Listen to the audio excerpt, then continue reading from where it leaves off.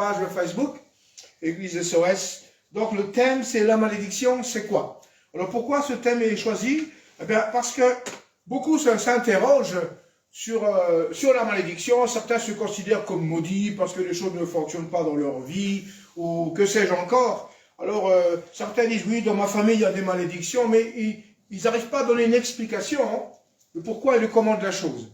Alors, c'est pour ça que j'ai décidé de faire cette étude et je vous encourage à nous suivre jusqu'au bout parce qu'à la fin de l'étude, nous prierons ensemble, pour ceux qui sont là, nous prierons ensemble pour briser toute malédiction, quelle qu'elle soit.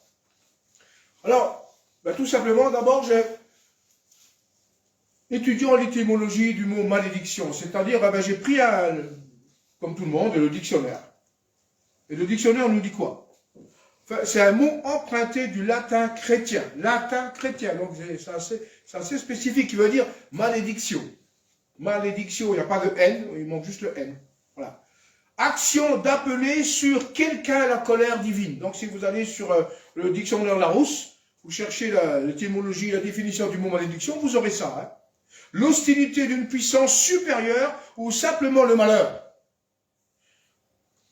Parole, formule dont on use à cet effet.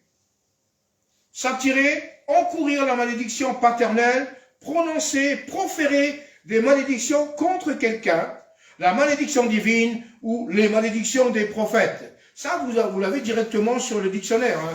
Ça ne vient pas de moi, c'est la définition, l'étymologie, l'explication du mot malédiction. Et vous verrez que dans cette définition, il y a 4 styles de malédiction que nous allons développer, on dirait même une 5e, mais on va voir ensemble. Donc, les malédictions sont des sorts ou des sorts jetés sur une personne. Donc, vous avez déjà vu même des films où, des fois, où il y a un sorcier ou un être maléfique qui jette des malédictions, vous voyez, sur quelqu'un. En fait, c'est du cinéma, ça peut même du Walt Disney, on voit ça, mais c'est réel aussi. Vous voyez, c'est pas anodin tout cela. Hein.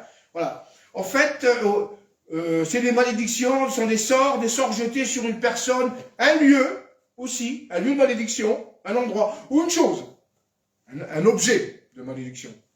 Leurs buts sont de causer des malheurs, des souffrances à la cible de la malédiction, à qui on a maudit. D'accord? Les sources de celles-ci sont différentes, et les conséquences aussi. Donc les sources, c'est différentes sortes de malédictions, mais les conséquences sont aussi différentes. Elles peuvent être à long terme et à court terme, aussi bien les malédictions que les conséquences. D'ailleurs, même les bénédictions, il y a des bénédictions journalières que Dieu donne, et il y a des bénédictions qui sont à long terme. C'est la même chose. Hein. Alors, les malédictions est l'opposé de la bénédiction. Donc, je vais dire 2 mots à propos de la bénédiction, hein, souvent incompris dans le corps de Christ, qui considère que si vous êtes riche et prospère, vous êtes béni. Et tandis que si vous êtes pauvre et brisé, vous êtes maudit ou alors pas béni. Ça, c'est une idée que les chrétiens se font. Beaucoup de chrétiens se font dans ce sens-là. Ce n'est pas du tout cela. Hein. Beaucoup associent la bénédiction à la richesse et au bien matériel. Mais ce n'est pas la vérité absolue. Elle peut faire partie. Ça peut être une forme de bénédiction. Mais ce n'est pas l'absolu de la bénédiction. En termes généraux, et là je donne une phrase qui va résumer ce qu'est la bénédiction. J'ai écrit ceci. La bénédiction, c'est être sous la protection de Dieu, sous le manteau de Dieu. De là découlent toutes ces grâces divines. Alors ça veut dire quoi? À partir du moment que vous êtes sous la couverture de Dieu, sous le manteau de Dieu, la bénédiction est sur vous. Ça ne veut pas dire qu'elle coule. Elle est sur vous, mais quand vous la demandez, elle va descendre. Si je m'éloigne de Dieu, je m'éloigne du manteau, c'est-à-dire la protection de Dieu, l'enveloppe bénie que Dieu met sur moi, sur nous, sur les enfants de Dieu, comme le dit la parole. Là, vous êtes sous la bénédiction. Il n'y a pas à chercher, vous êtes sous la bénédiction. Et vous vivez chaque jour là où les bénédictions, en conséquence, en fonction de votre quotidien. Simplement. Voilà. Donc, en 2-3 mots, j'explique un peu ce qu'est la bénédiction en termes généraux. Donc, je répète, c'est être sous la protection de Dieu. Dieu nous protège tous les jours. C'est une bénédiction. Sans savoir peut-être les dangers qu'on a pu encourir durant la journée, Dieu vous a protégé, nous protège, il vous protège. Ça, c'est la bénédiction. Voyez, se retirer de Dieu, on n'est plus sous la protection de Dieu, et là, il peut nous arriver des bricoles pas belles et pas bonnes, d'ailleurs. J'ai remis ceci, je préfère, ce que j'aime bien, c'est sous le manteau de Dieu. Moi, j'aime beaucoup cela, le manteau de protection, comme dit le psalmiste, je n'ai pas écrit les versets là, je ne les ai pas donnés, c'est pour ça que je ne vais pas développer, hein, mais comme dit le psalmiste, à l'ombre de tes ailes, voyez, tu me rassures, tu me protèges. Vous savez, Dieu n'a pas d'ailes, c'est une image, c'est une métaphore. À l'ombre, c'est-à-dire sous la protection de Dieu. Vous savez, en fait, je pense que le psalmiste, il fait l'image même d'une poule ou d'un animal qui pond des œufs ou qui a des petits et qui les protège en dessous comme ça. Là, quand c'est forme de la protection, c'est l'image de la protection et bénédiction. Parce que la bénédiction, je l'ai dit, c'est sous la protection de Dieu. Vous voyez, et ça, c'est important. Revenons sur le thème de ce soir. La malédiction, c'est quoi? Alors, les différentes formes de malédiction s'apparentent à des malédictions comme des malédictions intentionnelles. Vous voyez? Donc, la première, oui, je mets intentionnel. Oh, pas grave. La deuxième, c'est non intentionnel. Ça, c'est le type de malédiction que nous allons développer avec un autre, et la malédiction des pères, hein, non intentionnelle.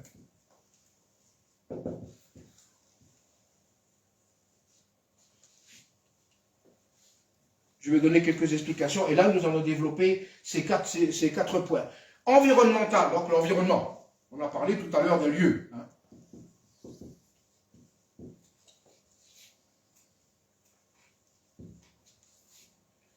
Et celle que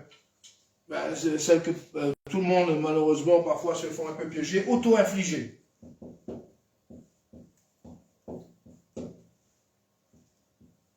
Voilà, ces 4 points. Et il y a aussi celle qui a été mise en surplus, c'est des pères, hein, c'est ça? Familial, pardon. Oui, excuse-moi. Familial. Oui, voilà. On commencera peut-être par celle-ci. Après, on verra, on va revenir sur les points. Donc, alors, en 2-3 mots, intentionnel, c'est faire du tort à quelqu'un. Vous comprenez cela? Causé par des rivaux, par quelqu'un. C'est-à-dire des sorciers, des marabouts, des satanistes, enfin, qui font des choses sur quelqu'un. Vous comprenez? C'est l'intention de faire du mal. Vous comprenez? De détruire. On a dit que c'est le but de ces malédictions, c'est pour détruire. Quoi encore?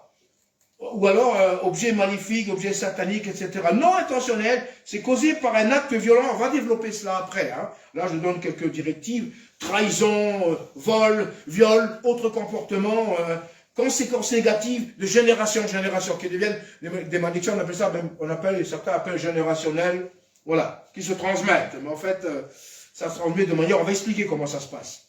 Environnemental, c'est-à-dire un lieu. Des lieux, c'est-à-dire où il y a eu des lieux, où il y a eu des rituels sataniques, le lieu est considéré, on va le voir, hein, il est maudit, en fait. Et même des endroits où il y a la guerre, des guerres où certains endroits, en France, vous allez à Verdun, il y a des endroits à Verdun où il y a des milliers de tombes, parce que là, il y a eu des choses catastrophiques. Des gens disent là-bas, quand ils font une visite, il y a quand même, ils ressentent une oppression de quelque chose.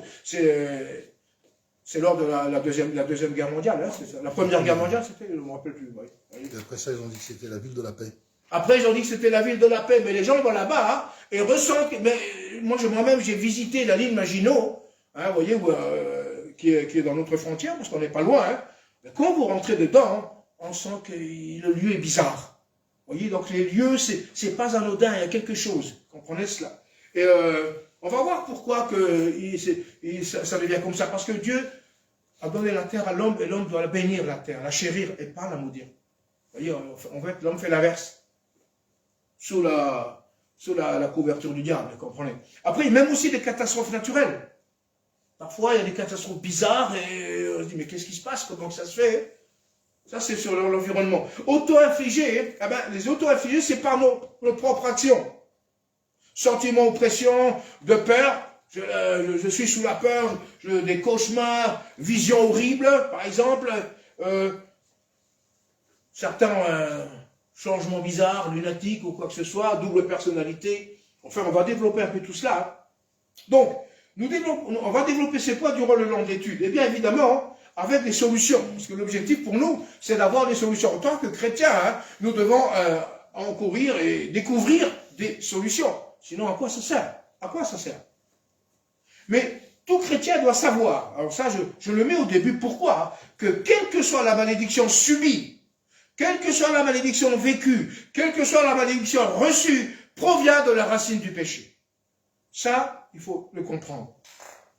Si il n'y avait pas le péché, il n'y avait pas cette malédiction. D'ailleurs, on va le découvrir tout de suite après. C'est-à-dire de la malédiction de la loi. La Bible parle beaucoup de ça. Et à propos de la malédiction de la loi, il est écrit ceci. Regardez ce que nous dit Galates 3, 13. Paul nous dit ceci à des premiers versets de l'étude. Christ nous a rachetés de la malédiction de la loi. Oh, ça c'est clair.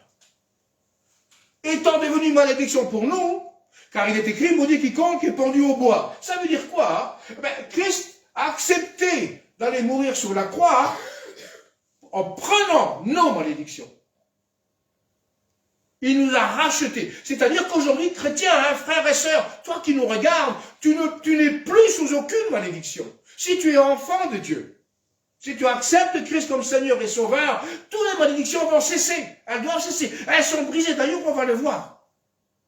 Christ t'a racheté. Il m'a racheté. Donc toi, chrétien, si tu te considères encore sous une malédiction, ça veut dire que tu ne considères pas que Christ t'a racheté de la malédiction de la loi. Et ça engendre toutes les malédictions. On va le voir, on va le découvrir. C'est intéressant quand même. Alors, si le péché n'existait pas, il n'y aurait pas de loi. Les lois sont venues après. Évidence. Dans les Deutéronomes 28 et 29, il y a 2 pages de cela. Elles servaient à rétablir le péché. Pourquoi il est écrit malédiction de la loi? Eh bien, cela on le voit dans la Genèse. Lorsqu'Adam et Ève pêchent, la malédiction est prononcée par qui? Dieu.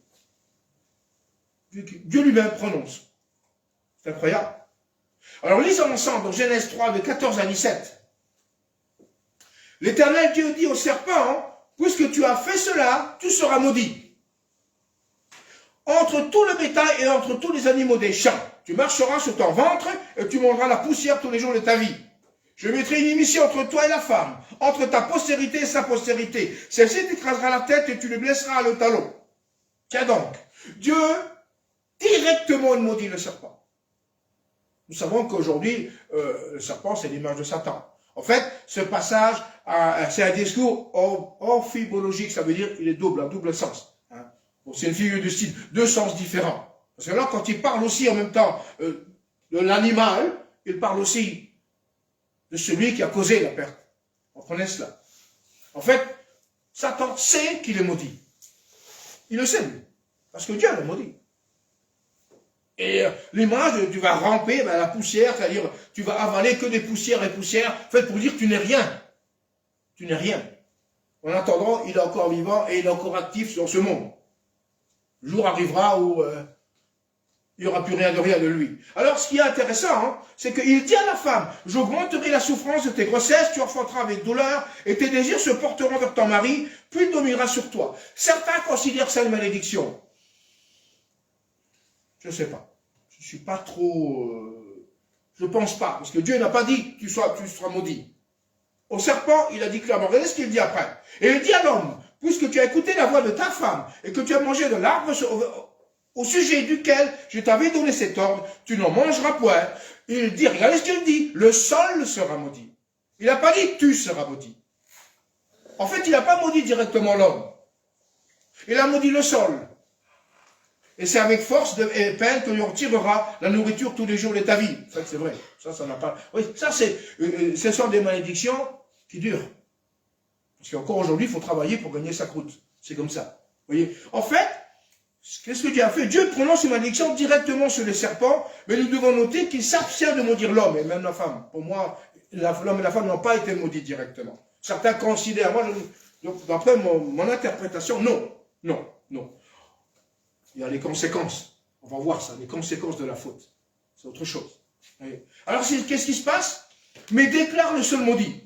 Ce n'était pas la volonté de Dieu de déclarer le seul maudit parce que, en fait, Avant cela, le sol était prospère, Adam et Ève n'avaient rien à faire. Tout était on appelle le vrai paradis. Hein. Il n'y avait pas la fatigue, il n'y avait pas les douleurs, il n'y avait pas les maladies, il n'y avait pas le besoin de travailler, tout était à dispo. Alors là, mieux que ça, mais l'homme, ils étaient tellement bien que, en fait, ils n'ont pas obéi. En fait, c'est dû à la désobéissance. Hein. D'accord. Ce n'était pas la volonté de Dieu de déclarer le sol maudit, mais c'est la conséquence de leur faute. Chaque faute a ses conséquences. Même nous, en tant que chrétiens aujourd'hui, si nous commettons une faute, il y a toujours des conséquences. On va le voir ça d'ailleurs, de toute manière. Tout péché implique des conséquences, c'est bien ce que je disais, directes ou indirectes. Ici, nous constatons que la malédiction sur le serpent, c'est-à-dire Satan, est à long terme. Et il est maudit pour l'éternité, de toute manière. Dieu ne reviendra pas sur sa parole. Et c'est pour ça que le diable ne peut pas se convertir, c'est impossible. D'accord? C'est égal pour le sol. Pourtant, le sol produit. Mais il ne produit pas comme il produisait avant la chute d'Adam et Ève. Et aujourd'hui, il faut se fatiguer, il faut transpirer. Hein, tu gagneras le pain à la sueur de ton front, tu gagneras le pain à la sueur de ton front, ça veut tout dire. Il faut transpirer hein, pour avoir de quoi manger, quoi. C'est comme ça. Car jusqu'à aujourd'hui, pour gagner son pain, c'est avec labeur. La malédiction était prononcée uniquement lorsqu'Adam et Ève ont transgressé les ordres de Dieu. Uniquement quand ils ont transgressé les ordres, la désobéissance. Ensuite, elle s'est étendue sur nous tous, sur tous les êtres humains. Car tous ont suivi la voie d'Adam et Ève. Oui, on a tous suivi cette voie, de toute manière. En fait, nous avons hérité tout cela. N'oublions jamais que le péché reste le péché et que toute transgression a son châtiment. Le péché reste le péché. On va voir. C'est ce qu'on appelle la malédiction du péché. On va voir là, on va développer un peu, puis on va revenir. Pour ça, j'ai fait un peu une entorse volontaire pour bien comprendre le contexte. Pourquoi la malédiction? D'accord? Malheureusement, tous ont suivi la voie d'Adam et Ève et la malédiction s'est étendue sur tous les hommes. D'ailleurs, nous pouvons lire dans Romains 5,12, c'est pourquoi, comme un seul homme, le péché est entré dans le monde, c'est clair. C'est ce que dit l'apôtre Paul. Hein, et par le péché, la mort. Et qu'ainsi la mort s'est étendue sur tous les hommes, parce que tous ont péché. Voilà l'héritage qu'Adam et Ève nous ont laissé. Il ne faut pas leur en vouloir. Hein. On n'aurait pas fait mieux. Oui. Donc, une fois que l'homme a chuté, Adam et Ève ont chuté, etc., pour Dieu, il fallait un autre plan. Il fallait modifier, il fallait faire quelque chose. Comprenez cela? Plus tard, Dieu donne à Moïse, beaucoup plus tard, toutes les instructions nécessaires pour vivre selon les lois divines et morales. Parce que les lois, les halakhrot, on appelle comme ça en hébreu, c'est les lois que Dieu donne à Moïse, elles sont beaucoup morales. Et il y a dedans aussi quelques lois divines. Hein. C'est écrit dans Deutéronome chapitre 28 et 29, que je vous conseille de lire à la maison, et vous verrez le pour et le contre, la bénédiction et la malédiction. On va voir quelques points, mais très légers. Et Moïse se charge de tout transmettre au peuple d'Israël, toutes les bénédictions et malédictions qui sont la conséquence de l'obéissance ou de la désobéissance aux paroles de l'alliance de Dieu avec son peuple. C'est bien créer une alliance. Et l'apôtre Paul fera aussi son analyse dans divers épîtres. Il va développer, et surtout un peu plus dans les Galates, il va bien développer cela. D'ailleurs, on va prendre quelques versets. Le premier qu'on a lu, on a compris. Le deuxième, on va voir. Et regardez ce qu'il fait. Hein. Paul, il va oblitérer le mot malédiction. Dans ses discours, il va enlever le mot malédiction. On va voir. C'est intéressant ce qu'il fait. De la loi pour nous introduire dans ce que Paul appelle la loi de Christ. Oui, parce qu'on a lu tout à l'heure au début que nous avons été rachetés. Eh oui, Christ nous a rachetés de la malédiction. Donc pour Paul, il n'y a plus de malédiction. En tant qu'enfant de Dieu, bien évidemment. D'accord? C'est ça qu'il veut faire comprendre. C'est intéressant. Donc c'est pour ça que lui, après, il va aller sur la loi de Christ. C'est intéressant. Et tout chrétien doit comprendre cela. D'ailleurs, c'est quoi la loi de Christ? Galates 6.2 nous donne la réponse. Portez les fardeaux les uns des autres et vous accomplirez ainsi la loi de Christ. S'entraîner, s'aimer. En fait, la loi de Christ, c'est les commandements que Dieu a donnés. d'aimer Dieu le Père, etc., d'aimer son prochain et soi-même. Tout simplement. Ça, c'est intéressant. Et alors, on voit que là, Paul avait bien compris ce que Christ avait fait. L'œuvre expiatoire de Jésus, il l'avait très bien compris et il avait même une révélation là-dessus. C'est pour ça qu'il en a même fait des superbes développés dans ses épîtres. On appelle ça les épîtres pauliniennes. Alors, on va quand même prendre quelques exemples dans les Deutéronomes pour voir un peu quelques versets, parce qu'il y en a à foison.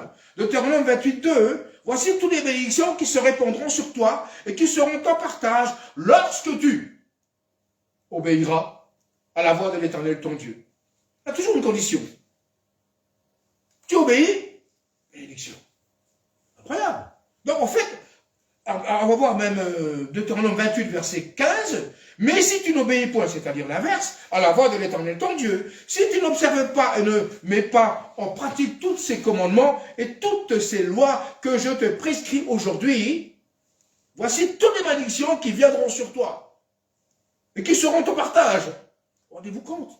Donc, c'est en fonction de moi, c'est en fonction de comment je marche, comment je vis, aujourd'hui même. D'accord?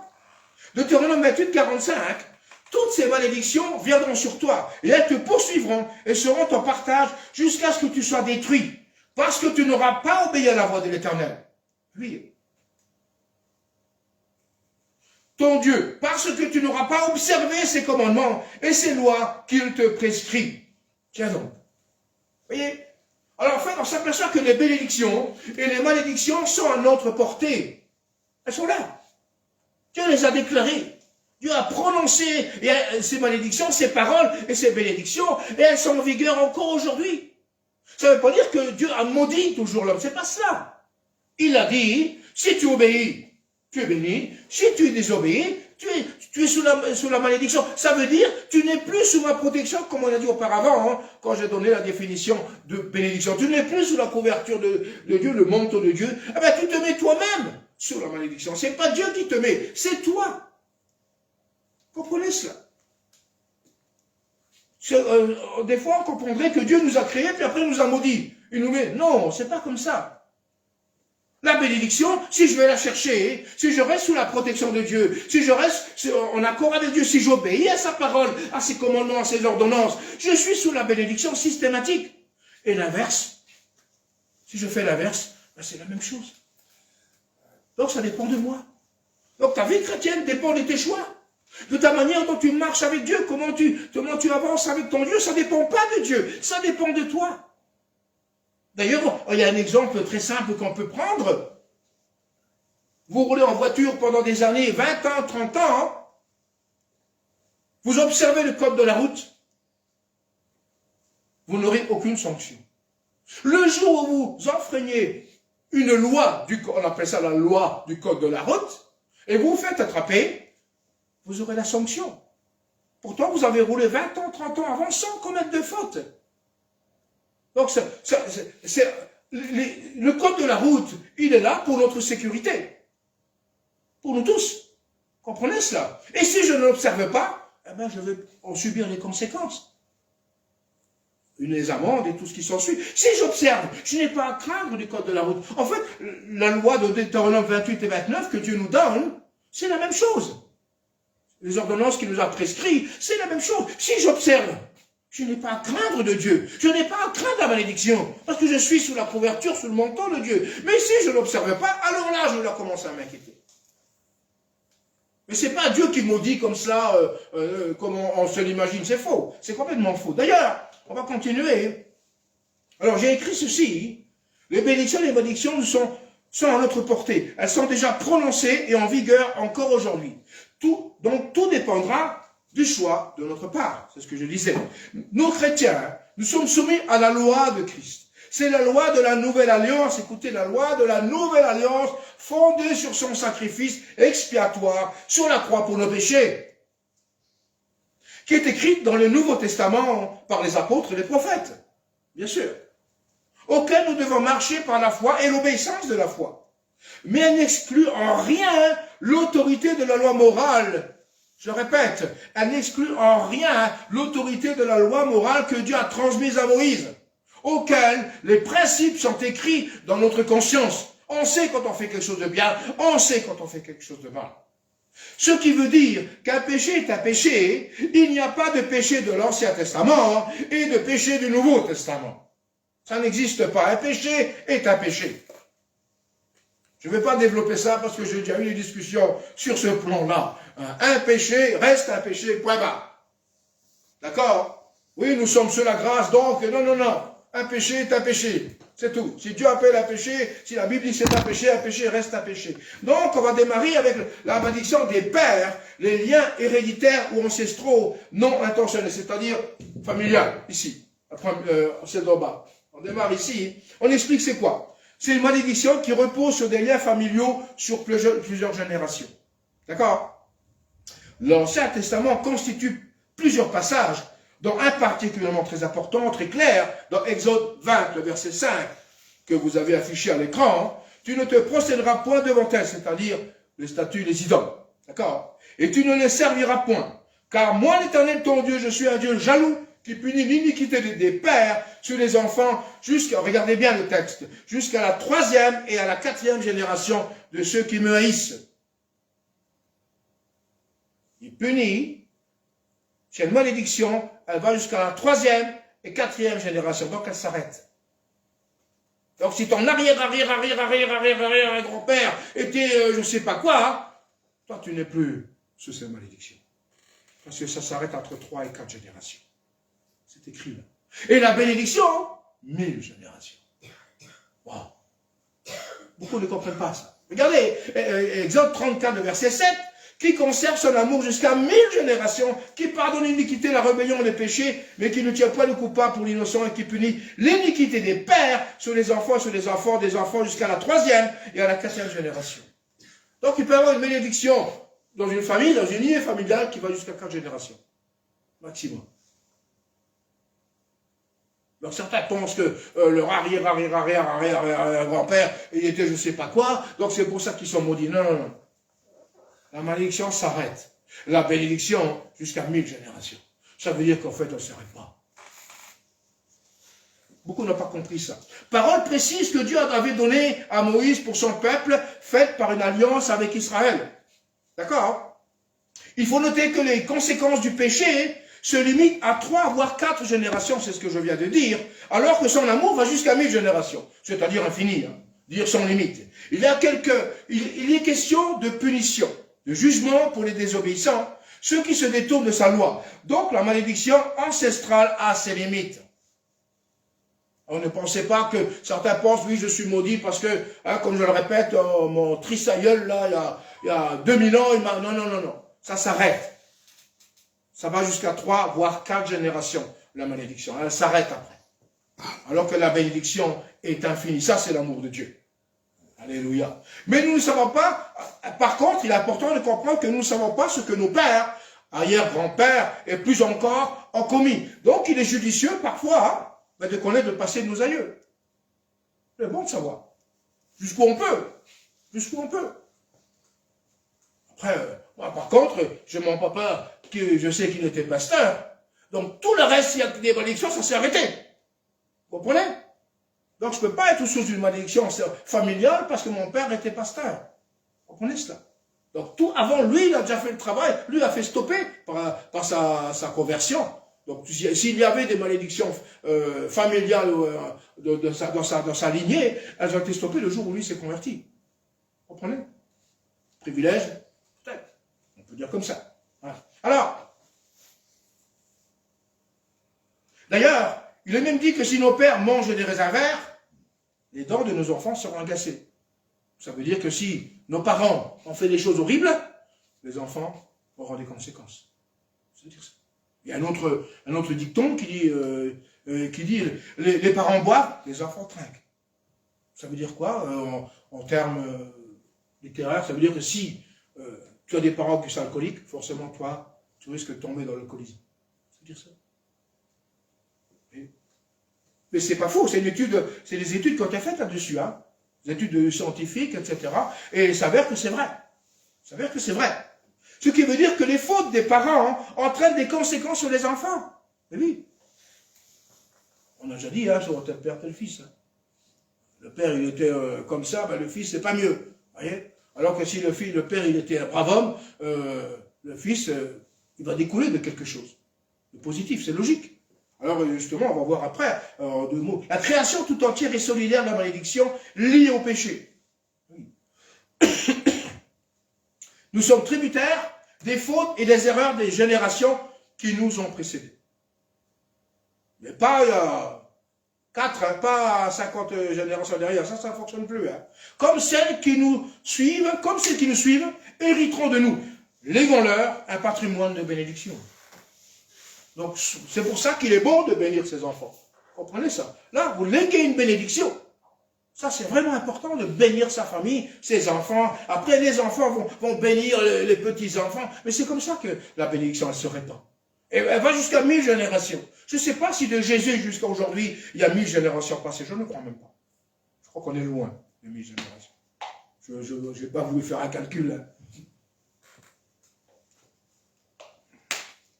Toutefois, nous savons que ceux qui pratiquent, regardez, par exemple, ceux qui pratiquent l'occultisme, la sorcellerie, la magie, ou quel que soit le nom donné, hein, qu'on peut par rapport à ce style de pratique démoniaque, diabolique, vont transmettre leur savoir, entre guillemets, hein, leur don, aussi entre guillemets, aux membres de leur famille. Oui, ils vont transmettre ça. D'ailleurs, ils le font, il y a même des rituels spécifiques pour ça. Hein. Et tous les problèmes psychiques, et même physiques, qui y sont attachés. Ils vont tout transmettre en même temps. Même si ce sorcier a des problèmes malades, il va transmettre à son fils, ben, il va subir, il va apprendre la même chose. Vous comprenez cela? Mais les sorts lancés par les sorciers engendrent des troubles dans leur lignée familiale aussi. Il faut savoir ça. Même ceux qui nous écoutent, aujourd'hui, si vous êtes concernés à ce sujet, sachez que lors de votre conversion, tous ces liens ont été brisés par le sang de Jésus. Amen. Tous ces liens ont été brisés. N'ayez aucune crainte. Toi qui m'écoutes aujourd'hui, ne crains pas sur les malédictions. Tu as accepté Jésus. Les liens, le pouvoir de la malédiction est tombé. On l'a lu, il n'y a plus de malédiction. Tu es sous la bénédiction de Dieu. C'est une grâce de le louer, de le bénir. Alléluia. C'est à nous d'être prudents pour ne pas retomber dans une malédiction.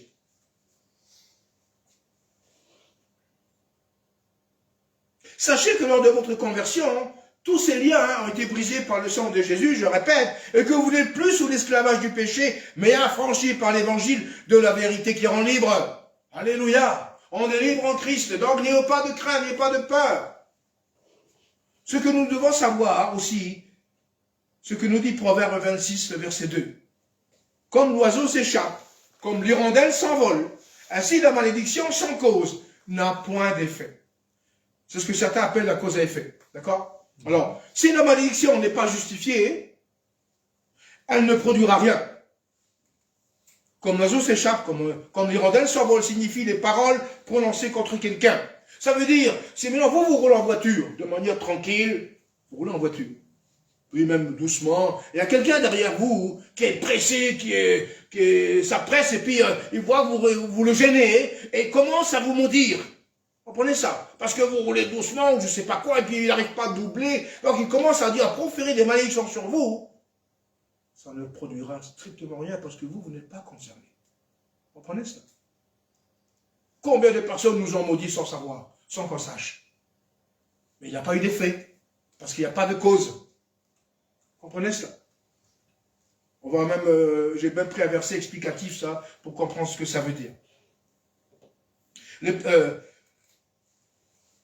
Explication de la cause à effet, donc voilà, je vais expliquer ça. Prenons un exemple dans Proverbe 17, 22. Il y a beaucoup de versets qui parlent de cause à effet. Regardez, un cœur joyeux tape un remède, mais un esprit abattu dessèche les eaux. Alors, le cœur joyeux, c'est la cause. D'accord? Un cœur joyeux, ça produit quoi? Hein? Quel effet? Un bon remède. Ça, c'est l'effet. Vous comprenez? J'ai pris ce verset parce qu'il y a les deux sens. Positif et négatif. Hein? D'accord? Mais un esprit abattu, quelqu'un qui est abattu, dessèche les eaux. C'est-à-dire quelqu'un qui est abattu, qui est toujours qui se déprime lui-même, on va le voir ça. Qui se déprime lui-même, qui s'auto-déprime, on va le voir aussi après, hein, qui baisse les bras dans sa vie de chaque jour. Ah ben, dessèche les eaux, ça veut dire il n'y a rien. Il devient squelette. ne devient rien. Vous voyez, l'esprit abattu, c'est la cause. Et les eaux desséchées, ben, c'est les effets. Ce que ça produit, en fait. Si on vous maudit et qu'il n'y a pas de cause, il n'y aura pas d'effet. Il faut savoir ça. Parce que sinon, on était tous sous des malédictions. Ben oui, même sans savoir. Vous allez, je ne sais pas, au magasin, vous avez une tête que vous ne revenez pas à un monsieur, puis il vous dit, il commence à vous maudire parce que vous avez une tête que vous ne revenez pas, vous n'avez rien à voir là-dedans. Donc à partir du moment qu'il n'y a pas de cause, il n'y a pas d'effet. Il faut bien comprendre ça. Ça veut dire que ça n'aboutit à rien. Ces malédictions n'aboutiront à rien. D'accord? Alors, donc il n'est pas sujet de s'alarmer comme certains le font. Hein. Dès que quelque chose ne tourne pas rond, il se considère comme maudit. Si des personnes vous maudissent sans que vous le sachiez, il n'y a pas de cause. Leurs malédictions n'auront aucun impact sur vous. Ben, ce qui nous amène au point suivant. Les paroles des malédictions, ou les malédictions intentionnelles, ici, comme on a cité ci-dessus tout à l'heure, hein, ce sont des paroles proclamées comme quelqu'un dans l'intention de faire du mal. Contre quelqu'un, pardon, dans l'intention de faire du mal. Ça veut dire là, je commence à dire des paroles sur quelqu'un, parce que je veux qu'il meure, je veux qu'il soit malade, plein de choses comme ça. D'accord? Elles peuvent être dites aussi sous forme de rituel. Ça veut dire qu'on peut faire appel à quelqu'un qui est spécialiste. Ah, c'est ce qui se passe souvent en Afrique. Hein. On va voir le sorcier pour qu'il maudit l'autre famille, etc. Bon, peu importe. Voilà. C'est des procédés magiques, plus qu'il y a même dans le satanisme, etc. C'est ce qu'ils font. D'ailleurs, par l'intermédiaire de quelqu'un, sorcier, devin, magicien, sataniste, peu importe. Et nous aussi, nous devons prendre garde comment nous parlons. Nous-mêmes. On va le comprendre ça. Parce que la Bible nous avertit que la langue, il faut faire attention. Alors, si nous proférons des paroles maléfiques, des injures, des paroles mauvaises, négatives, contre quelqu'un, on en tire nous-mêmes des conséquences. Il faut savoir. Il faut savoir. Alors si on maudit, on insulte de manière même méchante, horrible, un frère ou une sœur de l'église, vous aurez des conséquences. C'est la Bible qui le dit, c'est pas moi. On va le lire de toute manière. Regardez, sachez que tout comportement a ses conséquences. Jésus nous dit ceci, mais qu'est-ce qu'il nous dit? Dans Luc 6, 28, il nous dit quoi? Bénissez ceux qui vous maudissent, priez pour ceux qui vous injurient. Qu'est-ce qu'il dit là? Il ne parle pas aux satanistes, hein. Il ne parle pas aux sorciers, hein. Il parle à ses enfants. Il parle à nous. Ça veut dire qu'on peut bénir comme on peut maudire. Et lui, il dit, même ceux qui vous disent des choses contre vous, bénissez-les. Ah, Jésus, on le maudissait, hein. Comme certains le louaient, d'autres le maudissaient. Et dans votre vie, ce sera comme ça aussi. Il y en a qui vont vous louer, il y en a qui vont vous maudire. Si vous savez que quelqu'un vous dit mal de vous, Seigneur, tu le bénis. Bénis-le, Seigneur. Bénis-le. De toute façon, il n'apportera pas au paradis, comme on dit. Mais toi, continue de bénir. Ne tombe pas dans le piège de répondre avec malédiction. C'est ça le danger. C'est ça, beaucoup de chrétiens agissent à l'envers. Ça, c'est pas bon. Et regardez, même Pierre et Paul, ils prennent le même exemple que Jésus. Ils ont compris ce que le maître a dit. Vous voyez ce qu'il dit dans Romains 12, verset 4? Ça, c'est Paul qui dit, bénissez ceux qui vous persécutent, bénissez, ne maudissez pas. C'est clair. Chrétien, frère et sœur, toi-même qui me regardes, ne maudis personne. Même si ton président, tu n'es pas d'accord avec le président actuel ou ton président de ton pays, ne le maudis pas. Apprends à ne maudire personne, mais bénis. En bénissant, tu restes sous la bénédiction de Dieu. En maudissant, tu t'éloignes toi-même de la bénédiction de Dieu. Tu n'es plus sous la couverture de Dieu. Il faut savoir ça. Parce que la Bible nous le dit. Là, l'apôtre Paul nous le dit. D'ailleurs, même Pierre, il dit aussi la même chose. Regardez ce qu'il dit Pierre. Ne rendez pas mal pour mal. Insulte pour insulte. Au contraire, bénissez. Car c'est là que vous avez été appelés afin d'hériter une bénédiction. Le mal pour mal, ça veut dire la vengeance. Tu m'as dit un mot de travers, je vais t'en dire deux. Et moi, le mien est plus fort que le tien, et on commence comme ça. Où est Dieu là-dedans? Bien aimé, non. Parfois, nous-mêmes, on se jette sous une malédiction, on se met nous-mêmes sur la malédiction, parce que nous sortons du contexte biblique. À partir du moment que vous sortez du contexte de la parole que Dieu donne, on n'est plus sous la protection, sous la bénédiction de Dieu, sous la couverture de Dieu. On se met nous-mêmes sous une forme de malédiction. Non. On ne doit pas être des instruments de malédiction. Là, ces versets sont clairs. Ces trois versets que nous venons de lire, nous devons être sous la bénédiction et sous la forme complète et totale de la bénédiction et bénir. Là, je pense que ces 3 versets, il y en a beaucoup des versets qui sont similaires. Là, je n'ai pris que 3. Et sur ce point-là, il n'y a rien à rajouter. La Bible nous incite à bénir et non maudire. Certains pensent que pour maudire, il faut faire appel à un sorcier, à un magicien. Non. Regardez ce texte. Là, Pierre, il parle à qui? Aux chrétiens. Paul, il parle aux chrétiens. Voyez, et ça, c'est terrible. C'est terrible. Malheureusement, les chrétiens, se font piéger et réagissent comme s'ils ne l'étaient pas. Je parle chrétien. Et ça, c'est pas bon. Ça, c'est une école, on doit apprendre ça. Alors, les versets que nous avons lus, les apôtres nous enseignent que tous peuvent maudire, ce qui est vrai, puisque si nous avons la faculté de bénir, nous pouvons aussi maudire. Rendre mal pour mal ou insulte pour insulte, c'est propager la malédiction, alors que nous sommes appelés à faire le contraire. C'est le devoir de tout chrétien. Mal pour mal, c'est une forme de vengeance. Vous comprenez ça? Œil pour œil, dent pour dent. Ça, c'est la loi du talion. D'accord? Que a été donné à Moïse. Aujourd'hui, c'est plus comme ça, avec la grâce de Dieu. Non, non.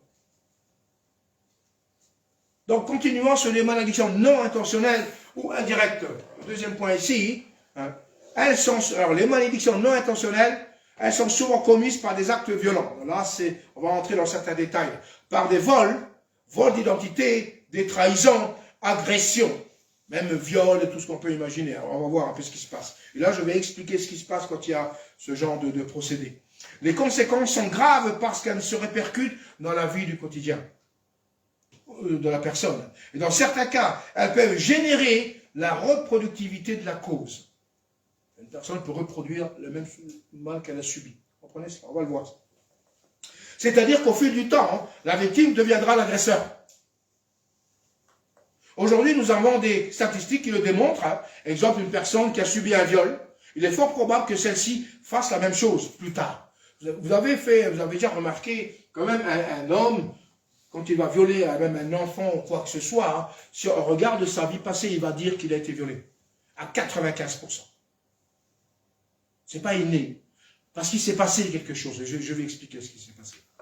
Et une personne qui a été, par exemple, agressée, elle va vivre dans une peur terrible. Parce qu'il s'est passé quelque chose. Je vais expliquer cela.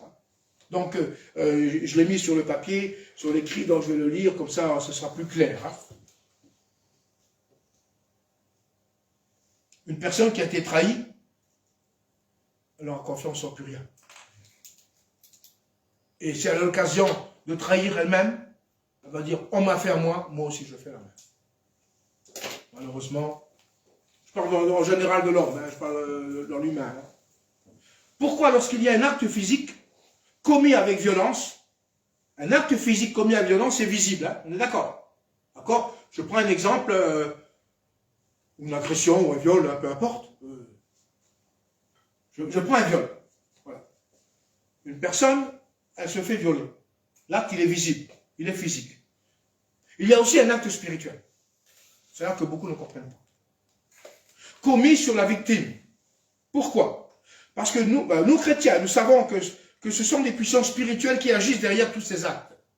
Comprenez cela? Un violeur, il est sous la pulsion des démons de viol. Comprenez? Lui-même, il a en lui un esprit de viol. Il a un démon en lui qui va vouloir faire violer. Parce qu'on ne viole pas de manière naturelle.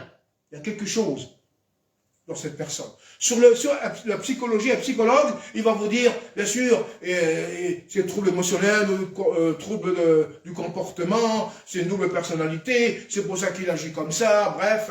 Vous avez déjà vu même des témoignages qu'on a considéré des personnes qui étaient totalement guéries, et après ils ont commis le pire des actes. Parce que, peut-être dans la tête, cette personne, non, je ne ferai plus jamais rien. Mais à l'intérieur, l'esprit était toujours là. Quand il y a un acte physique de violence, il y a aussi un acte spirituel en même temps, qui se transmet. Parce que la personne violente, que ce soit même une agression ou un viol, c'est un esprit qui le pousse à commettre cela. Et en faisant l'acte, il va transférer même un esprit. Et un esprit va, malheureusement, la victime, elle est doublement victime. Sur le plan physique et sur le plan spirituel. Donc j'ai écrit ceci, regardez comment j'ai écrit ceci. Parce que nous, chrétiens, nous savons que ce sont les puissances spirituelles qui agissent derrière tous ces actes de barbarie. En même temps qu'il y a ce style de transfert physique, moral, il y a transfert spirituel. C'est-à-dire qu'un esprit malin va entrer dans la personne et régner en elle pour la dominer, et ensuite l'utiliser pour reproduire aux autres l'abus qu'elle a subi. S'il n'y a pas de délivrance, c'est pas possible. Le psychologue, il va aider la personne qui a été victime. C'est bien ce qu'il fait. Il n'y a rien de mal. Il va essayer, encourager, etc. Il va appliquer toute sa stratégie, etc. Mais sur le plan spirituel, il ne fait rien. Alors qu'il y a eu transfert. Et la personne vous dit, moi, on m'a volé quelque chose. Une personne comme ça qui a été victime, même une personne agressée, elle va vous dire, moi, on m'a volé ma vie, on m'a volé quelque chose à l'intérieur. Il y a quelque chose en moi qui n'est plus de moi. C'est là qu'il y a eu transfert de puissance démoniaque. C'est pour ça que la victime, elle est victime 2 fois. Elle n'a rien demandé, la victime. Elle passait par là le soir, c'était pas prévu, puis bouffe, quelque chose de terrible est passé dans sa vie. Des témoignages comme ça, il y en a tous les jours, de toute manière. Des incidents pareils, il y en a tous les jours. C'est terrible. Alors, on va, mais qu'est-ce qu'on peut faire alors? On va voir ça. Et souvent, comme je le disais tout à l'heure, une personne qui a subi, plus tard, elle va reproduire aux autres ce qu'elle a subi. Et ça, c'est les statistiques qui le démontrent d'ailleurs. C'est prouvé. Parce qu'il s'est passé quelque chose, physique et sur le plan spirituel. S'il n'y a pas de délivrance, ça ne peut pas fonctionner. D'ailleurs, on va voir. C'est pour ça que Pierre nous dit de ne pas rendre mal pour mal. Ce qui s'apparente à un acte de vengeance. Alors que Christ est venu quoi? Libérer les captifs. Isaïe 61 et Luc 4.8, ce sont les mêmes paroles. L'Esprit du Seigneur est sur moi, parce qu'il m'a oint pour annoncer une bonne nouvelle aux pauvres. Il m'a envoyé pour guérir ceux qui ont le cœur brisé, pour proclamer aux captifs la délivrance. Alléluia. Et aux aveugles le recouvrement de la vue, pour envoyer libres les opprimés. Pour être délivré totalement, il faut aller au pied du Seigneur. Christ est venu pour libérer les captifs. Libérer les personnes qui ont été victimes de plein de choses. Une personne qui a été agressée, elle reçoit un esprit de peur. Vous savez ça. Après, elle aura peur de tout. Et sa vie va être pourrie, quelque part. Parce que la peur va régner dans tous les domaines de sa vie. Tous les domaines, elle aura peur de tout. Sa vie est fichue. Elle ne pourra pas progresser dans sa vie. Parce que la peur va la diriger. L'esprit de peur va diriger. D'ailleurs, il est écrit, Dieu n'a pas donné à l'homme un esprit de peur. Il y a des personnes qui ont subi des troubles comme ça, ils ont reçu un esprit de peur, malheureusement. Mais Dieu fait grâce. Dieu libère. Alléluia. Lorsque nous lisons ces paroles, il est clair que tout chrétien est libéré de tout joug du péché du monde. Tout chrétien, toi, bien-aimé, toi qui m'écoutes, toi qui écoutes, qui entends ou qui regarde ce message aujourd'hui, tu ne peux pas être sous un joug comme cela aujourd'hui. Christ t'a libéré. Il est venu libérer les captifs. Il est venu libérer les captifs. Et il le fait encore aujourd'hui. Christ libère, alléluia. Donc tu ne peux plus être dans un état de souffrance. Peut-être que tu as subi un viol il y a 20 ans en arrière, il y a 30 ans. Tu as été agressé ou quoi que ce soit. Tu subis encore les conséquences aujourd'hui. Tu es chrétien. Non. Christ t'a libéré. Tu es libre en Christ. Accepte. Comprends. Tu as besoin d'être délivré complètement. Totalement. Et de toutes sortes d'agressions subies causées par un tiers sous l'emprise du malin. L'effet produit sur ce chrétien est qu'il n'oublie pas le trouble reçu. Mais il ne souffre plus de celui-ci. Quand un chrétien a reçu la délivrance, bien sûr il n'oublie pas ce qu'il a subi. Mais il n'en pleure plus aujourd'hui. Il dort la nuit avec la paix et la joie du Seigneur. Il est libéré. C'est ça qui est glorieux. C'est ça une délivrance. Il n'y a plus d'oppression et de dépression. Je déprime parce qu'il y a 30 ans, on m'a fait du mal, j'ai été violenté. Il y a 25 ans, peu importe. Non, je suis chrétien. Je me rappelle ça. Mais aujourd'hui, je n'en pleure plus. Au contraire, je suis libre. C'est ça un chrétien libre. C'est pour ça que Jésus est venu libérer les captifs. Alléluia. Malheureusement, c'est la plaie que beaucoup traînent avec eux durant toute leur vie, malheureusement. Toi, chrétien, aujourd'hui, si tu entends cela, comprends qu'il y a une solution complète et totale pour toi. Toi qui es encore sous un trouble, toi encore qui as eu peut-être des situations compliquées, que ce soit de viol ou agression ou trahison, Jésus te libère aujourd'hui complètement. Reste jusqu'au bout parce que ce soir, on va prier ensemble après, dans ce sens-là. Et que doit faire une personne comme ça? Tout simplement, comme nous tous avons fait. 1 Pierre 5, verset 7 dit, déchargez-vous sur lui de tous vos soucis, car lui-même prend soin de vous. Décharge-toi, Seigneur. Oui, j'ai subi ceci quand j'étais jeune ou autre, où on m'a violenté, on m'a agressé. J'ai connu des choses que peut-être je ne méritais pas. Ça, peu importe. Mais dis-le au Seigneur. Donne tout au Seigneur. Lui prend soin de toi. Alors là, tu vas expérimenter la parole puissante que tu lis avec moi. 1 Pierre 5, 7. Tu vas expérimenter cette parole puissante. Et une délivrance est nécessaire pour tout style de traumatisme subi. Tu as besoin de te délivrer. Si tu es délivré, gloire à Dieu. Un chrétien délivré, c'est un chrétien qui est dans la joie permanente. Comment tu peux être dans la joie en étant encore à l'intérieur, lié par ce que tu as subi encore? Tu souffres encore d'un trouble que tu as subi il y a des années en arrière, même avant de connaître Dieu. Comment? Christ te libère. Ce soir même, il te libère dans le nom de Jésus. Alléluia. Eh bien, passons au troisième point, les malédictions environnementales ou territoriales. Alors, vous avez entendu environnement, territoire. Elle s'apparente à un lieu tragique ou utilisé pour des œuvres diaboliques. Alors que Dieu a donné la terre à l'homme pour qu'il en prenne soin et qu'elle soit une bénédiction pour lui. Celle-ci, en fait, on fait des lieux, et lui, il en fait quoi? Des lieux de malédiction. Ça, c'est grave. Regardez ce qu'on va voir. Ésaïe 24, de 4 à 6 dit ceci. La terre se dessèche et se dégrade. Le monde dépérit et se dégrade. Les gens haut placés de la terre dépérissent aussi. La terre a été profanée pour ceux qui habitent. Car ils ont transgressé les lois en cause de la désobéissance des lois que Dieu a données à l'homme. Altéré les commandements et violé l'alliance éternelle. Terrible. À cause de cela, regardez ce que dit. La terre se consume par la malédiction. C'est grave. Ceux qui l'habitent en portent la condamnation. Et c'est pourquoi ils se consument. Il n'en subsiste qu'un petit nombre. Waouh! En cause de quoi? Ben parce que l'homme désobéit à Dieu, il prend un territoire, il en fait un lieu de satanisme, par exemple, et il dit la terre se consume. Se consume par la malédiction. En fait, un lieu diabolique, c'est amener une malédiction sur l'endroit. Comprenez cela. Le lieu de malédiction, c'est ça. Vous avez déjà entendu même, parfois, on a des témoignages où il y a certains châteaux bizarres, qu'on entend parler que vous ne pouvez pas dormir la nuit là-dedans parce qu'ils disent que c'est hanté. Enfin, il y a des trucs. Il y a des trucs vrais là-dedans. Il y a des trucs vrais.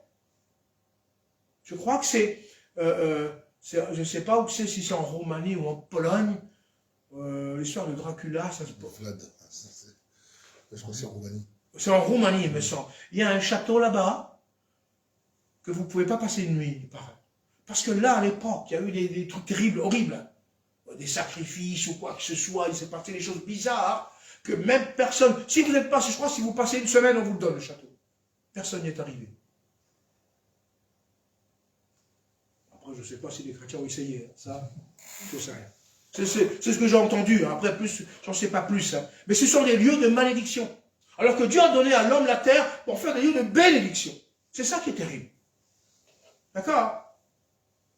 Vous voyez, ces lieux-là, ben, ils deviennent maudits. Il faut savoir qu'on a beaucoup érigé, par exemple, des édifices, où il y a eu avant l'édifice érigé, des lieux de meurtre, de crime. Il faut savoir ça. On a brûlé des personnes, hein, avec des actes de sorcellerie, même en Europe. Hein. Je ne veux pas dire des noms exactement, parce que je pourrais en dire plus. Mais on a fait des choses horribles, et après on a érigé un édifice religieux dessus. Mais en dessous, il y a eu des malédictions. Ça, c'est terrible. Le lieu est un lieu qui est maudit. S'il n'y a pas la grâce de Dieu, s'il n'y a pas la sanctification de Dieu, Dieu peut sanctifier un lieu, bien évidemment. Ça, c'est au rôle de chrétien, de pouvoir prier et d'intercéder pour que ce lieu soit de nouveau sanctifié, redonné à Dieu. Il faut savoir ça. Nous, ici, à l'époque, c'était notre salle où nous sommes ici actuellement, c'était une discothèque. Et on savait que ces discothèques étaient un peu spéciales. Il y avait des choses pas belles qui se sont passées. C'était pas un lieu de bénédiction. D'ailleurs, ça a brûlé. Nous, on est venus ici, on a chassé tous ces genres de malédictions, toutes choses mauvaises. Et on a déclaré la bénédiction ici dans cette église. Alléluia. Aujourd'hui, c'est un lieu de bénédiction. Il faut le savoir. Alléluia. D'ailleurs, Dieu, même dans certains endroits, même avec, comment s'appelle, le prophète qui parlait, qui a fait parler la Ness, c'était Naaman, c'était l'étude qu'on avait faite. Hein.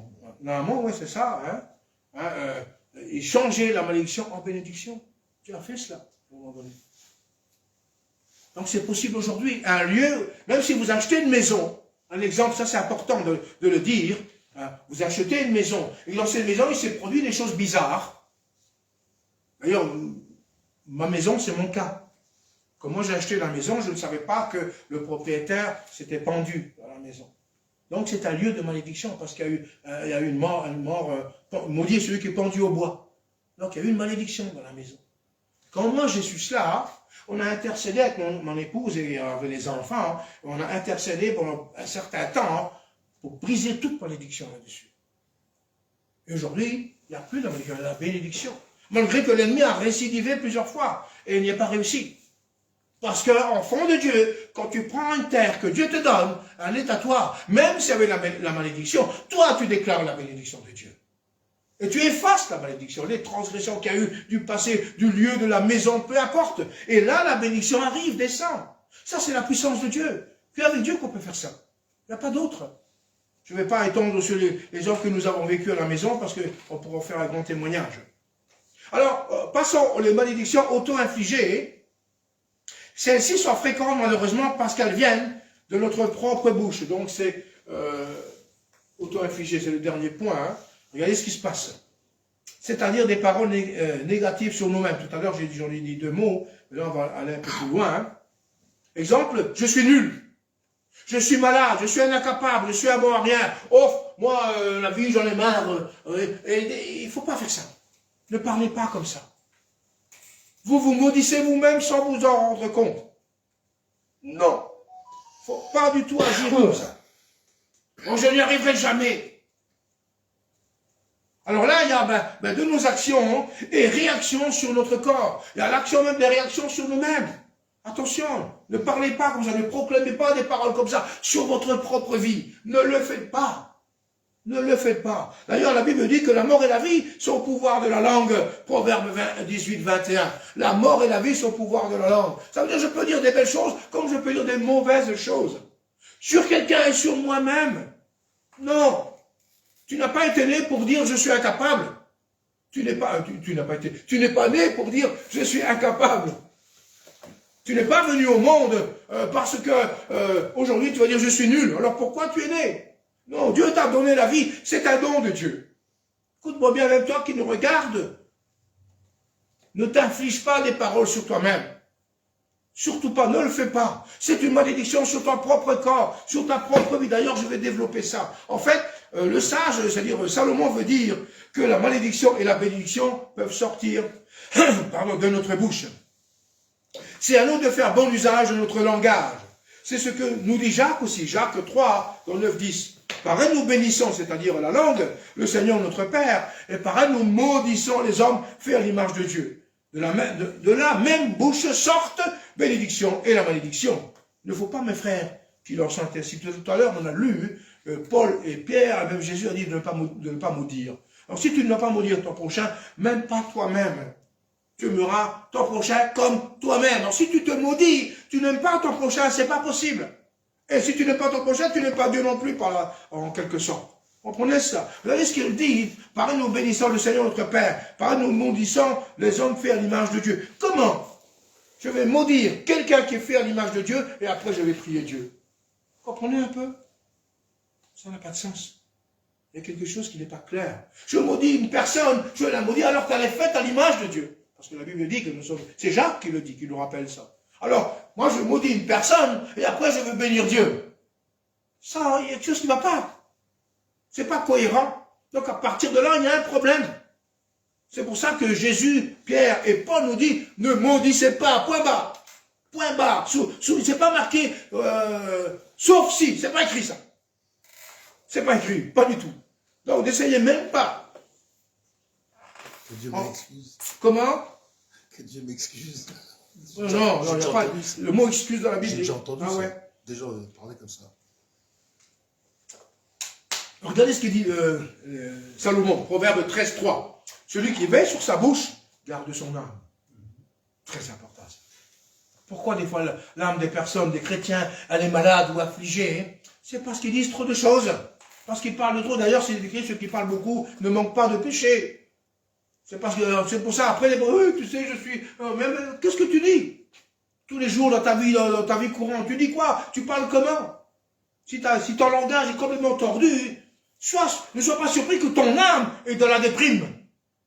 C'est à cause de toi-même. Tu t'auto-infliges toi-même les malédictions. Après, tu veux la bénédiction de Dieu. Ça ne fonctionne pas. Arrête de parler comme ça. Arrête de parler à tort et à travers. Arrête de maudire. Arrête d'insulter ou d'injurier qui que ce soit. Ne le fais pas. Que Dieu te fasse grâce aujourd'hui. Alléluia. Celui qui ouvre des grandes lèvres court à sa perte, ce qui parle beaucoup, ça veut dire. Le plus souvent, ces malédictions sont causées par notre entourage. Ne pas accepter son corps, regardez encore, j'ai mis un autre point, hein. Ne pas accepter son corps et vouloir le changer, c'est aussi se mettre sous une malédiction. Très important cela. La Bible dit aussi que nous devons louer Dieu pour ce que nous sommes. Le psaume 139,4 dit, je te loue Seigneur de ce que je suis une créature si merveilleuse. Alors loue Dieu pour la créature que tu es. Mais ne te maudis pas toi-même. Ne dis pas que tu es rien, tu es un bon rien, tu es nul, tu es zéro. Non! Loue Dieu pour ce que tu es, tu as reçu la vie de Dieu. D'ailleurs, je vais développer. Nous devons rester comme Dieu nous a fait. Alors là, je parle sur le plan physique. Refuser, c'est s'opposer à ses paroles précitées. N'oublions jamais que désobéir à sa parole, c'est s'orienter vers le péché qui entraînera des conséquences proportionnelles à l'acte du péché ou l'ampleur du péché. Nous voyons cela dans l'Ancien Testament sur le peuple d'Israël. Alors, je veux dire quoi là-dessus? Il y a des personnes qui ne s'aiment pas. Oh, mon nez, il n'est pas bien, je vais refaire mon nez. Les femmes vont se refaire les seins parce qu'elles ont des petits seins, elles veulent des seins gros, j'en sais rien. Hein. Bref, ou des fesses qui ne sont pas bien, elles veulent des belles fesses. Elles commencent à faire de la chirurgie. C'est une abomination aux yeux de Dieu. Vous savez pourquoi? Parce que Dieu t'a créé comme tu es. Et d'ailleurs, c'est pour ça qu'il est écrit le psalmiste, il dit, je te loue de ce que je suis une créature. Dieu t'a créé comme tu es, reste comme tu es. Ne change rien sur ton corps. Ça ne sert à rien. Ça ne sert à rien. Ne pas s'aimer son corps, c'est refuser comment Dieu t'a créé. C'est une désobéissance. C'est se mettre sous une malédiction, sans s'en rendre compte. En fait, c'est un péché. Comprenez ça? Ah oui, la chirurgie esthétique, c'est beau, mais vous avez déjà observé les personnes qui font ce style d'opération, hein? Ça devient une addiction. Elles tombent dans l'addiction, non? Après, elles se plaisent jamais. Même les oreilles, elles vont commencer à changer l'oreille, j'en sais rien. Et puis, parce que, on va faire 4-5 fois le nez, les joues, et puis, des signes sur ici, là, je sais pas. Bref, ça devient une folie.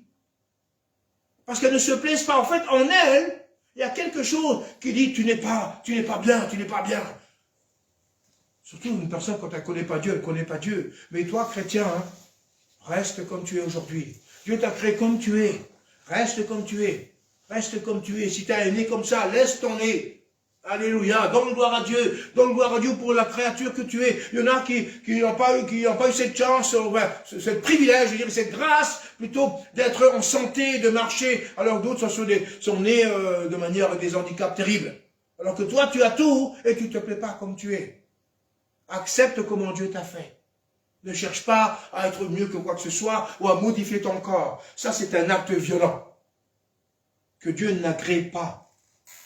Ça veut dire que Dieu, tu m'as créé comme ça, mais moi, je ne suis pas d'accord. C'est grave. Reste comme Dieu t'a créé.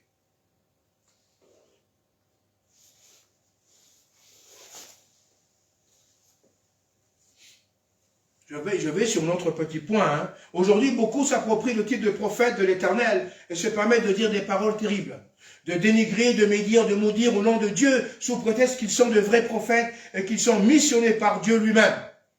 Parlons de certains prophètes. Si cela devait vous arriver, écoutez ceci, si cela devait vous arriver, n'acceptez jamais ce style de prophétie ou des paroles à votre rencontre. D'ailleurs, je vous conseille de les refuser catégoriquement. Si un prophète qui vient hein, et commence à proférer sur toi, ou toi qui m'écoutes, des paroles de malédiction, ne les accepte jamais. Jamais, même qu'il peut être prophète de je ne sais pas trop quoi, des nations interplanétaires. Non, n'accepte rien. N'accepte pas ces paroles. La Bible dit de ne pas maudire. C'est pas parce qu'il est prophète qu'il a le droit de le faire. Faites attention, si un jour vous entendez cela, refusez systématiquement les paroles que vous recevez. Refusez catégoriquement tout. Faites attention. C'est un avertissement que je vous donne. D'ailleurs, si vous le refusez, dans Isaïe 54, 17, il est dit, toute arme forgée contre toi sera sans effet. Alléluia. Et toute langue qui s'élèvera en justice contre toi, tu la condamneras, tu ne te laisses pas faire. Ah oui, mais c'est un homme de Dieu. Il a dit que j'allais avoir ceci comme malheur, que j'allais avoir des maladies, mais c'est un homme de Dieu pour me prouver, pour me tester que Dieu... Non, rejette tout cela. Refuse tout cela. Ce qui te dit là, c'est pas de Dieu. C'est pas de Dieu. Dieu n'a pas parlé à travers sa bouche. Non. On l'a lu tout à l'heure. Jésus, Paul et Pierre ont dit de ne pas maudire. Sous aucun prétexte. Refusez tout style de malédiction à votre rencontre. Même si cet homme a un ministère mondial, peu importe. Refusez. La parole de Dieu prime sur tous les ministères qu'il y a sur la terre. Par contre, regardez ce qui se passe. Il y a un exemple étrange dans la Bible de ce que j'ai dit.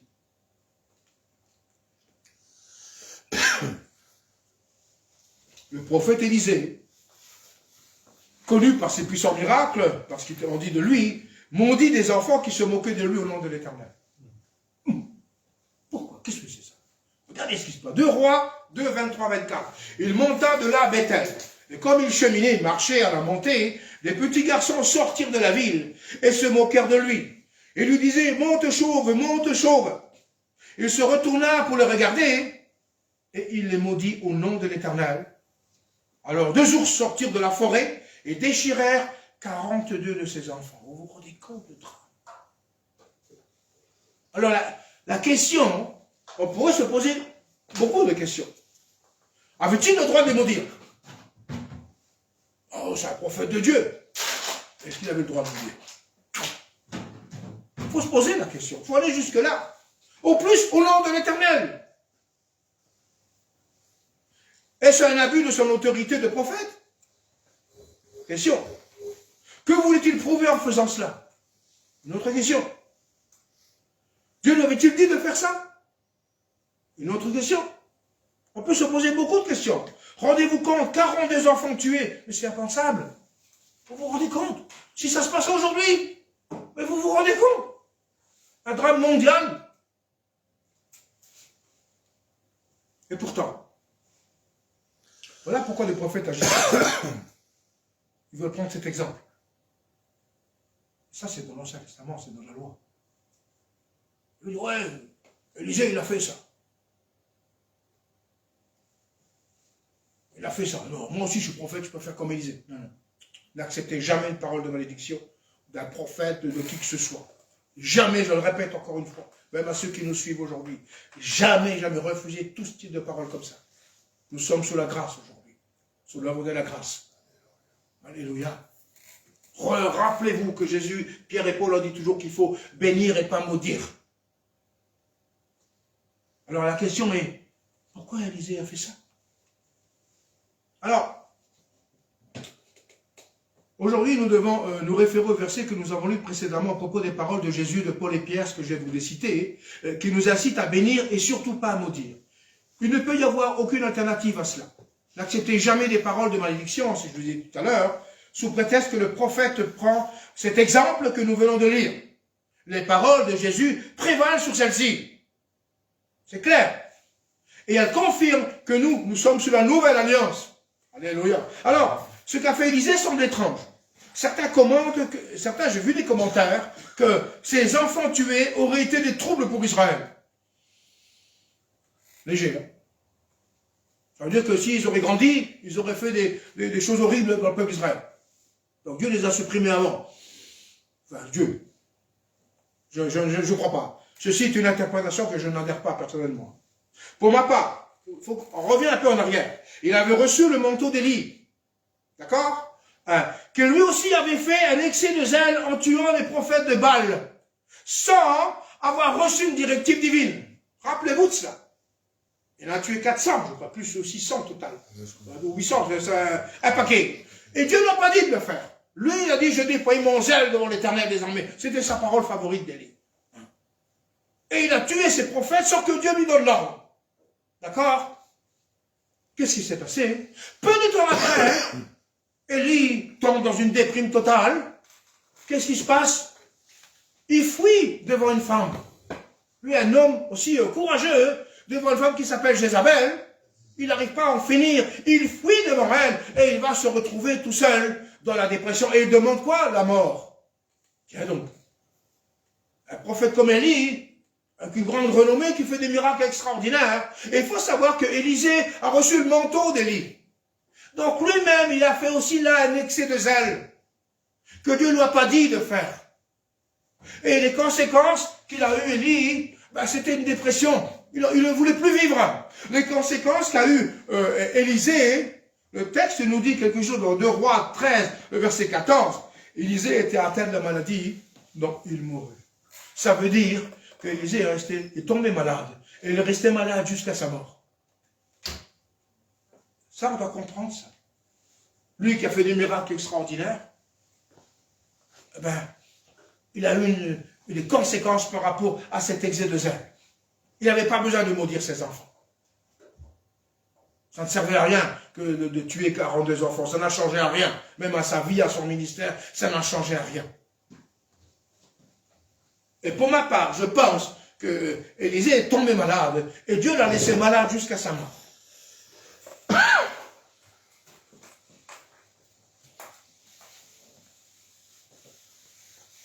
Alors après, on va survoler tous ces cas de malédiction et nous apporte grandement de connaître les solutions pour nous tirer d'affaire ou pour nous aider quelqu'un qui est dans une des situations évoquées dans l'étude. Certains iront voir des psychologues, des psychiatres et d'autres iront même voir des personnes qui pratiquent les sciences occultes. Ça, nous, non, ça c'est le monde.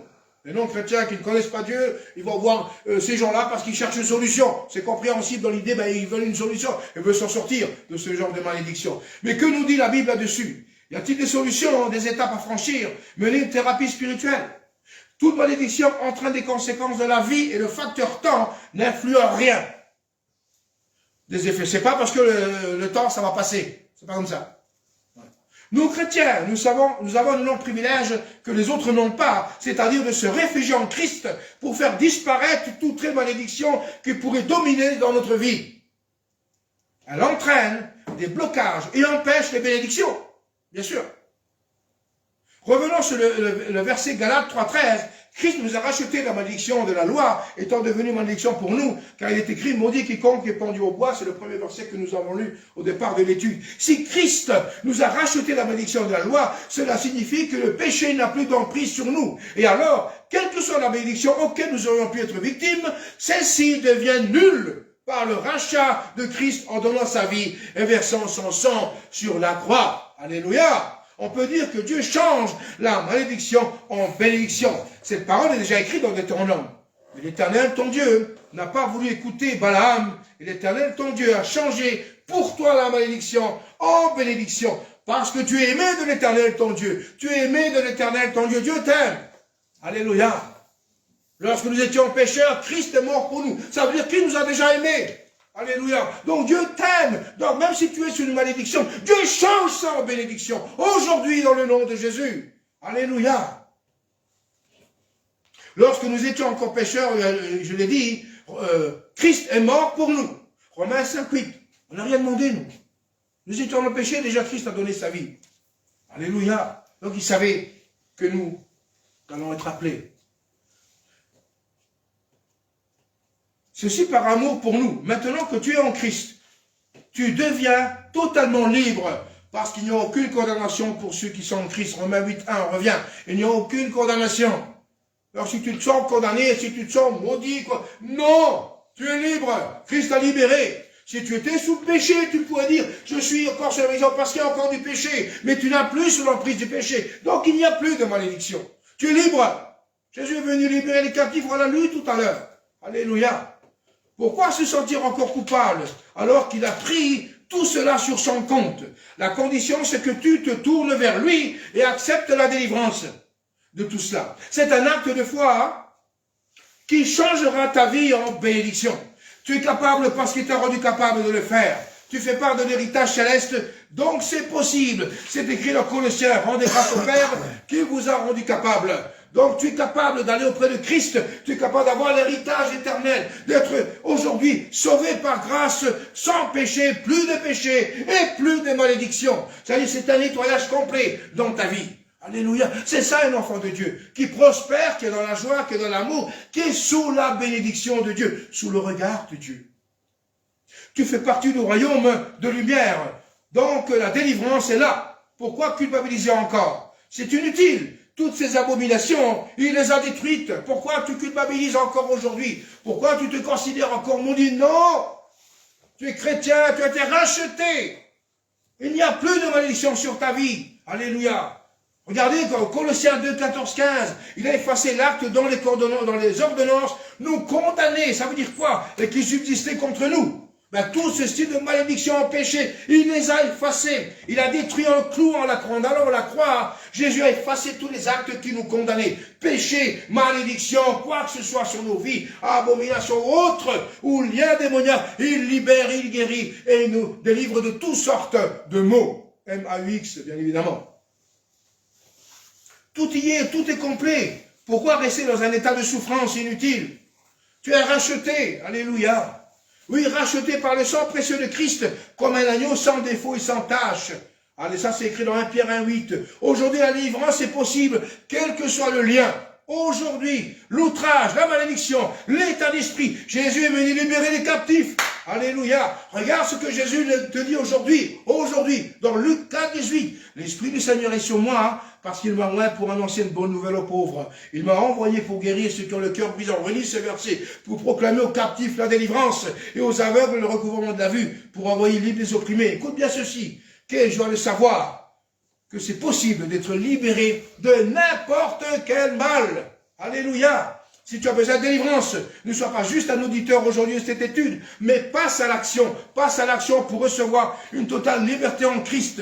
Cette action de ta part qui fera la différence. Elle sensibilisera le cœur de Dieu et lui accomplira sa parole en ton égard. Sois délivré de toute malédiction au nom de Jésus. Amen. Amen. Amen. Alléluia. Sois libéré. On va prier un instant. Seigneur, sois glorifié. Merci Seigneur pour la puissance de ta parole aujourd'hui. Tu nous as libérés complètement et totalement. Et vous aujourd'hui qui vous sentez peut-être encore sous une malédiction quelconque, sous une emprise quelconque, je déclare sur ta vie aujourd'hui, sois libéré dans le nom de Jésus. Sois libéré de toute malédiction, de tout péché, de toute addiction. Sois libéré de tout esprit démoniaque qui te lie dans le nom de Jésus. Ce soir, tu es capable, tu es enfant de Dieu. Jésus a tout accompli sur la croix. Maintenant, dans le nom de Jésus, je proclame sur toi une délivrance complète, une délivrance finale, une délivrance totale, dans le nom puissant de Jésus. Sois libéré et vis libre en Christ maintenant, au nom de Jésus, au nom puissant de Jésus. Amen. Amen. Amen. Alléluia. Amen.